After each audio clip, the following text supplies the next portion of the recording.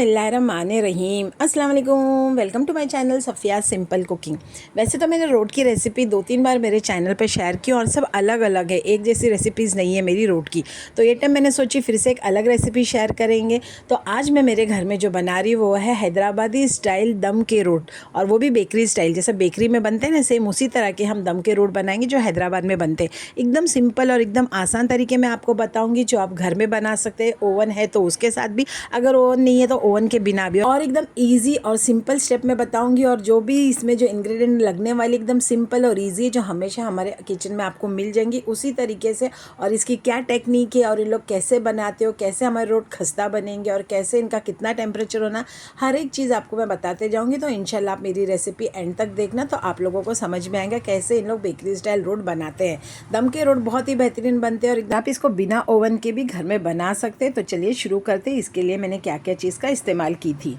आधा किलो मैदे का आटा है, जिसको मैंने छान के साफ़ करके एक बर्तन में निकाल दी हूँ। आधा किलो मैदे का आटा है, इसलिए मैं यहाँ पर आधा किलो रवा ले रही हूँ, उसको भी मैंने छान के साफ़ करके ले लियो। अभी आधा किलो मैदे का आटा और आधा किलो रवा दोनों मिलाने के बाद में हो गया 1 किलो। तो मैंने रवे को बिल्कुल यहाँ पर भूनी वगैरह नहीं हूँ, डायरेक्ट इस्तेमाल कर रही हूँ। दोनों 1 किलो होने के वजह से मैं यहाँ पर पाव किलो इस्तेमाल कर रही हूँ घी। तो आप चाहे तो देसी घी का इस्तेमाल कर सकते हैं। मैंने नॉर्मल जो डालडा है उसको पिघाल के, उसको रूम टेम्परेचर पे आने के बाद में जब अच्छे से ठंडा हो जाएगा तभी आप इस्तेमाल करना, गरम गरम में इसको इस्तेमाल नहीं करना।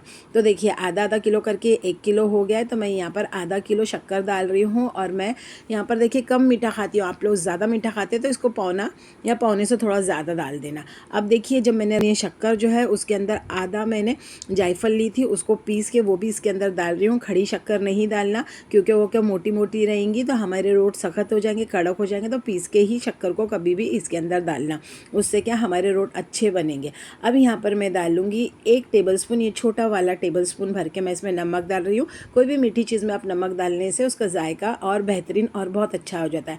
आधा टेबलस्पून मैं इसमें डाल रही हूँ येलो कलर का फूड कलर। आपको चाहिए तो डालिए, ऑप्शनल है, नहीं चाहिए तो कोई बात नहीं, आप नहीं डाल सकते, आपके ऊपर है। अब यहाँ पर मैं डाल रही हूँ ये 1 टेबलस्पून भर के इसमें सोडा। अपने सोडा डालने से हमारे रोट के अच्छे होंगे, खस्ता होंगे और अच्छे से बेक होंगे। अब मैं 1 टेबलस्पून भर के इसमें डाल रही हूँ इलायची का पाउडर, इससे क्या टेस्ट और अच्छा आएगा। अब आधा किलो मैं इसमें डाल रही हूँ मावा। तो मावा भी रूम टेम्परेचर पे, और आप कभी भी इसमें फ्रिज वाला मावा का इस्तेमाल नहीं करना, फ्रेश मंगा लेना। फ्रेश रहता तो सॉफ्ट रहता, और एकदम फ्रेश डालने से हमारे रोट का जो जायका और बेहतरीन आएगा। तो मैं यहाँ पर अच्छे से मसलते हुए सारा का सारा इसमें मावा डालूंगी। कोई भी लंप नहीं रहने देना, फिर क्या होगा जब हम इसको गूनेंगे तो लंप आ जाएंगे तो हमारे रोट बराबर बनेंगे नहीं। तो गांठें अच्छी तरीके से तोड़ते हुए सारा के सारा मावा हम इसके अंदर डाल देंगे। मावा डालने के बाद में अब हम इसमें डालेंगे ड्राई फ्रूट्स। तो ड्राई फ्रूट्स का भी ऐसा है, जो भी आपको पसंद है वो सारे ड्राई फ्रूट्स डाल देना, बादाम पिस्ते जो जो चाहिए आपको डालना। तो मैं यहाँ पर बादाम, पिस्ता, चारोली और बारीक कटे हुए काजू ये सब इसके अंदर डाल रही हूँ। उसी के साथ साथ मैंने 2 मुट्ठी भर के मैंने यहाँ पर डाली थी। यहाँ पर बादाम पिस्ते ये तकरीबन होंगे पूरा टोटल सारे के सारे बादाम पिस्ते, और इसमें मुनक्का मिलाएंगे आप तो ये होगा पूरा टोटल पाव किलो। तो मैंने ये सब डालने के बाद में, ड्राई फ्रूट्स डालने के बाद में इनको अच्छे से पहले मिक्स कर लूँगी, ताकि घी के साथ और मावे के साथ हम पहले इसको अच्छे से यहाँ पर मसल ले, ताकि अच्छे से सब एक दूसरे में मिक्स हो जाए। जब अच्छे से मिक्स हो जाएंगे 2 से 3 मिनट के लिए अच्छे से पहले आप मिक्स कर लेना, घाई मत करना, क्योंकि अच्छे से सब इसके अंदर की गुठली वगैरह फोड़ देना। उसी के बाद में आप यहाँ पर डालना दूध। तो देखिए दूध का इस्तेमाल भी मैं आपको फिर से बोलती, जो भी चीज़ आप रोट में डालेंगे तो रूम टेम्परेचर पे लाके ही डालना, बिल्कुल गर्म चीज़ नहीं डालना, ना गर्म घी डालना, ना गर्म दूध डालना सब, और ना ही ठंडा इसमें मावे का इस्तेमाल करना। अब दूध देखिए, दूध डालने के टाइम पे हमेशा गलती ये हो जाती है कि हम दूध ज़्यादा डाल देते तो हमारा पूरा जो रोट का मिक्सचर ख़राब होता है। तो दूध जो आप देख देख के डालना, क्योंकि इसके अंदर वैसे ही पहले से हमने घी डाले, और साथों साथ जो मावा है वो उसके अंदर भी घी रहता है, वो भी अपना घी छोड़ता है। तो लोग अक्सर यहाँ पर ही आके गलती कर देते कि दूध ज़्यादा डाल देते, जिसकी वजह से जो हमारा मिक्सचर है ख़राब हो जाता है। तो मुझे यहाँ पर आधा लीटर ही दूध लगा था, और दूध से देखिए मैंने कम डाल के उसको अच्छे से पहले थोड़ा थोड़ा डाल के गूंदना, एक साथ पूरा नहीं डालना। आप देख सकते हैं मेरा मिक्सचर कैसा हुआ। इस तरीके से आपका पूरा मिक्सचर आटे की तरह जैसा हम करते हैं ना, उस तरीके से बन के आना चाहिए। आप वीडियो में देख सकते हैं, ना ज़्यादा पतला है ना बहुत ज़्यादा ये घट है, एकदम बराबर से आपको दिखाती हूँ नज़दीकी से। इस तरीके से होना चाहिए। अब मैं इसको ढक के रख दूँगी 10-15 मिनट के लिए। इससे क्या होगा, हमारा आटा और अच्छे से फूल जाएगा, जो रवा है इसके अंदर से फूल जाएगा। तो अभी मैंने इसको रेस्ट दे दी हूँ आधा घंटे का। आधा घंटे के बाद में मैंने इसको खोल ली हूँ। तो चलिए अब मैं आपको, क्योंकि बेकरी स्टाइल बता रही हूँ तो इसलिए मैं आपको बोल रही हूँ कि बेकरी के स्टाइल ही बता रही हूँ आपको। अगर आप चाहें तो इसको हाथों में, जो अक्सर मैं आपको रोट बताती हूँ किस तरीके से बनाने का, वैसे बना सकते हैं। लेकिन क्योंकि बेकरी स्टाइल है तो वैसे ही बताती हूँ उन लोग बेकरी में कैसा करते हैं। तो आप सबसे पहले एक बटर पेपर ले लेना, बटर पेपर बिछा देना। फिर उसके बाद में अगर आपके पास बटर पेपर है तो उन्हें एक बटर पेपर बिछा देना। फिर उसके बाद में जो हमने जो मिक्सचर बनाए हैं उसमें से पूरा मत लेना, थोड़ा थोड़ा पोर्शन में लेना। उसको हाथों की मदद से इस तरीके से अच्छे से मालिश करके गोल कर देना। फिर बटर पेपर के बीच में इस तरीके से रखना। इससे क्या होगा कि ये बिल्कुल चिपकेगा नहीं। और एक बेलन की मदद से इसको बेल लेना। तो यहाँ पर देखिए बहुत ज़्यादा पतला हमको नहीं बेलना है, बहुत पतला बेलेंगे तो हमारे जो रोट एकदम कड़क कड़क बन के तैयार हो जाएंगे। तो हमको कड़क रोट नहीं बनाने, बस इतना करना कि मीडियम इतना आप बेल के निकाल देना। तो जितना मीडियम हम जो, ना बहुत ज़्यादा मोटा ना बहुत ज़्यादा पतला, मीडियम इतना बेल के इसको निकाल देना। आप वीडियो में देख सकते हैं, बस इतना ही। अब देखिए यहाँ पर आप है ना कोई भी एक ढक्कन लीजिए या फिर कटोरी लीजिए, उसकी मदद से इस तरीके से गोल गोल करके इसको काट लेना। आप तो देखिए यहाँ पर ध्यान रखना, बहुत बड़ा ढक्कन या बहुत बड़ा प्याला नहीं लेना, क्योंकि ये रोट बाद में जैसे जैसे हम इसको सेकने के लिए रखेंगे फैलेंगे तो क्या होंगे, और बड़े होंगे।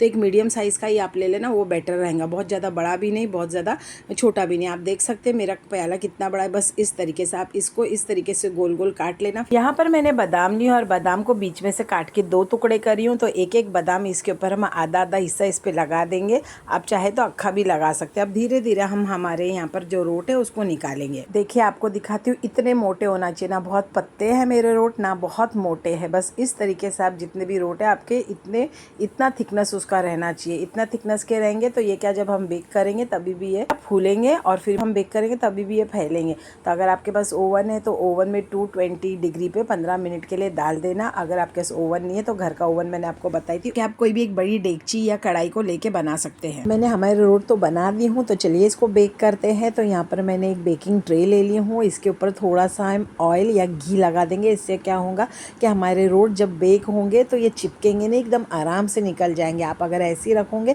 तो जब बेक होने के बाद में ये निकालने के टाइम पे हमको तकलीफ होगी। इसके लिए थोड़ा सा तेल लगा लेना, उसको अच्छी तरीके से इस तरीके से फैला लेना। या तो फिर आपको चाहिए तो बटर पेपर रख के उसके ऊपर भी आप इसको बेक कर सकते हैं। लेकिन मैंने यहाँ पर अच्छे से तेल लगा दिया। तेल लगाने के बाद में एक एक करके मैंने यहाँ पर हमारे जो रोट है वो मैंने यहाँ पर रख दी हूँ। तो देखिए हर रोट के बीच में आप कम से कम थोड़ा सा गैप रखना, क्योंकि जैसे जैसे बेक होंगे ये तो वैसे वैसे ये इसमें सोडा है तो ये फैलेंगे और चौड़े होंगे।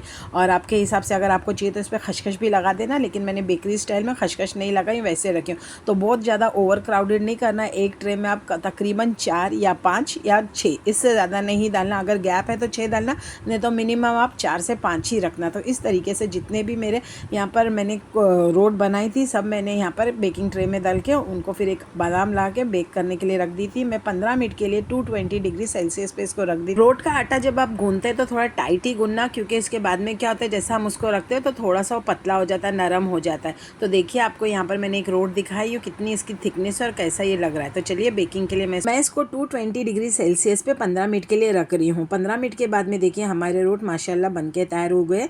लेकिन अब मैं इसको छोड़ दूंगी 10 से 15 मिनट के लिए, आधे घंटे के लिए, जब तक हमारे रोट अच्छे से ठंडे नहीं होंगे, जब तक हम इसको हाथ नहीं लगाएंगे।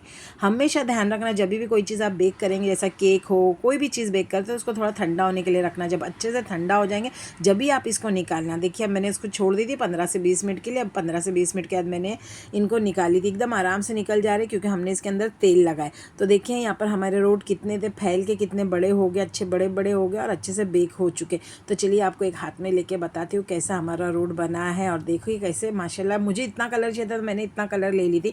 अगर आपको और थोड़ा सा डार्क कलर चाहिए तो आप इसको 20 मिनट के लिए भी रख सकते हैं। यहाँ पर देखिए क्रैक्स दिख रहे, ये क्रैक का मतलब है, मतलब ये फटे फटे हुए दिख रहे, इसका मतलब है कि हमारे रोट बहुत अच्छी तरीके से बेक हो चुके। आगे से भी आपको दिखाई, अभी टर्न करके पीछे से भी दिखा रही। माशाल्लाह हमारा रोट एकदम बेहतरीन और एकदम अच्छी तरीके से यहाँ पर बेक होके तैयार हो चुका है। तो आपके देखिए दूसरा भी दिखा रही। तो मुझे इतना कलर चाहिए था तो मैंने इसको ज़्यादा बेक नहीं की।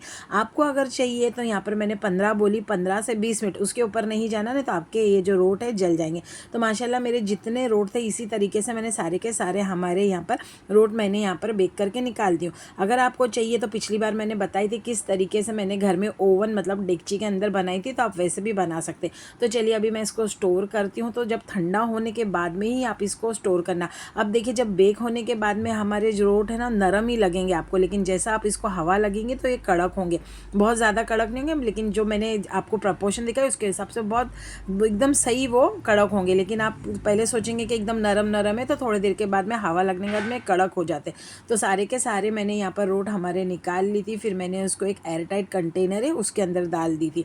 तो मेरे यहाँ पर देखिए मैं आपको बताती हूँ 1 किलो के अंदर मेरे तकरीबन यहाँ पर 22 से 25 रोट बने थे। क्योंकि ये जो देखिए आप मेरे जो रोट का यहाँ पर आप साइज़ देखिए मैंने थोड़ा बड़ा बनाई थी, इसके लिए अगर आप छोटे बनाएंगे तो और ज़्यादा मतलब बन सकते।